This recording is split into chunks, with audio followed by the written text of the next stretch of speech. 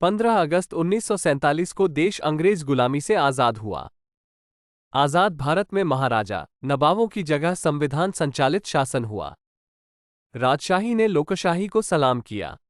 एक जन, एक मत अधिकार से राजा और रंक समान हुआ। शासक पेट के बजाय मतपेटी से पैदा हुआ। लोगों द्वारा, लोगों के लिए, लोगों का राज हुआ। जनता मालिक और शासक सेवक हुआ। शासक जनता को जवाबदेह हुआ, लेकिन वोटराज पर नोटराज हावी हुआ। जनता को शासक से सेवक बना दिया। मनुवाद और मनीवाद ने शासक को धन्ना सेठों का दलाल बना दिया। धनतंत्र ने जनतंत्र को खोखला किया। देखो पैसे का कमाल, शासक बना दलाल। संविधान एक पवित्र ग्रंथ है। प्रस्तावना इसकी आत्मा है। समता, स्वतंत्रता, बंधुता, न्याय इसके मूल मंत्र हैं।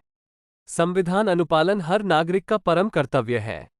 जो संविधान को नहीं मानता वो देशभक्त नहीं हो सकता है। मनुवादी देशभक्ति को इस पैमाने पर कसा जाए। संविधान की प्रस्तावना निम्न प्रकार है जिसे समझना जरूरी है।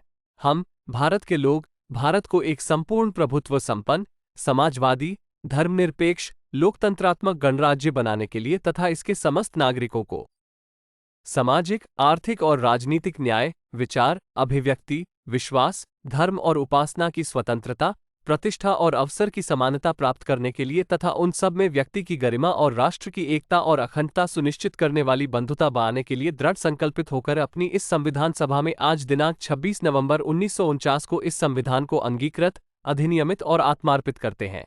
प्रस्तावना के 4 मुख्य तत्व इस प्रकार हैं। 1. संविधान को अधिकार देने का स्रोत। 2. भारतीय राज्य की प्रकृति। 3. संविधान के उद्देश्य और 4. संविधान लागू होने की तिथि।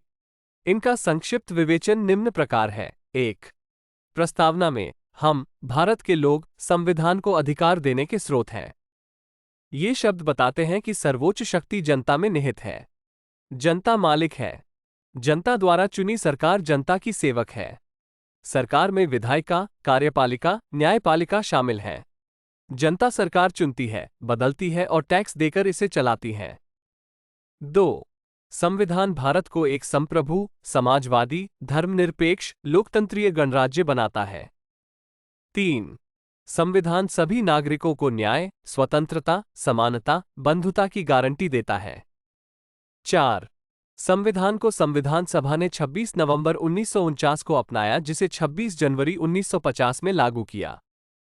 क्योंकि 26 जनवरी 1930 में ब्रिटिश से पूर्ण स्वराज का संकल्प लिया था। संविधान का निर्माण डॉक्टर भीमराव अंबेडकर की अध्यक्षता में 2 साल, 11 महीने, 18 दिन में संपन्न हुआ। संविधान में 395 अनुच्छेद, 12 अनुसूचियां हैं, जिनमें से 2 दर्जन अनुच्छेद और 2 अनुसूचियां आदिवासी सुरक्षा, विकास और प्रशासनिक व्यवस्था के बारे में हैं। भारत की 70% आबादी 6 लाख गांवों में और 30% 6000 शहरों में रहती है। संविधान में ग्रामीण भारत के स्थानीय शासन के लिए स्थानीय सरकार की व्यवस्था है। जैसे केंद्र सरकार सारे देश के लिए, राज्य सरकार राज्य के लिए, पंचायत और म्युनिसिपलिटी स्थानीय सरकार हैं। संघीय ढांचे में केंद्र, राज्य, स्थानीय सरकारों में शक्ति विभाजन है। इनके अधिकार विषय संविधान की 7वीं, 11वीं और 12वीं अनुसूचियों में अंकित हैं। ग्राम सभा स्थायी ग्राम संसद है। पंचायत ग्राम सभा के प्रति जवाबदेह है। ग्राम की मतदाता सूची में शामिल प्रत्येक वयस्क नागरिक ग्राम सभा का स्थायी सदस्य होता है। ग्राम सभा प्रत्यक्ष लोकशाही की संस्था है। ये लोकसभा और विधानसभा से भी ज्यादा शक्तिशाली है। गांव में विकास कार्य, जमीन अधिग्रहण, खनिज खदान, शराब बिक्री आदि के लिए ग्राम सभा सहमति जरूरी है।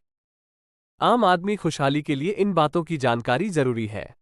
प्यारे देशवासियों, संविधान ज्ञान ही देशभक्ति की वास्तविक पहचान है।